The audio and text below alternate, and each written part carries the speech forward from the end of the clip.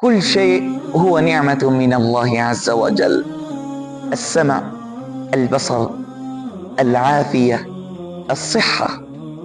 ولكن غاية النعم وتاج النعم أن يجري الله على لسانك صلاة على رسول الله صلى الله عليه وسلم.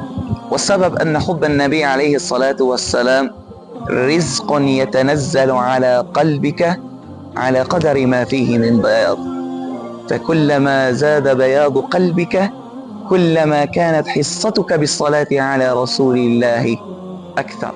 ولنستذكر ذلك الصحابي عندما جاء إلى الحبيب المصطفى عليه الصلاة والسلام قال: يا رسول الله، كم أجعل لك من صلاتي؟ أي حينما أدعو كم أجعل لك من صلاتي أو من دعائي؟ قال: ما شئت أنت حر. قال: أأجعل لك ربع صلاتي، 3 دعوات لي، وأجعل لك الرابعة؟ قال: وإن زدت فهو خير لك. قال: أأجعل لك نصف صلاتي، 2 دعوتين لك ودعوتين لي؟ قال: وإن زدت فهو خير لك. قال: يا رسول الله، أأجعل لك كل صلاتي؟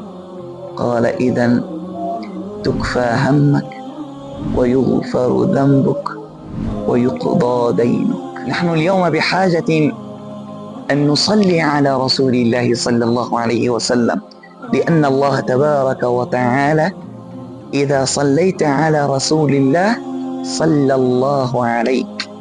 قال عليه الصلاة والسلام: من صلى علي مرة صلى الله عليه 10.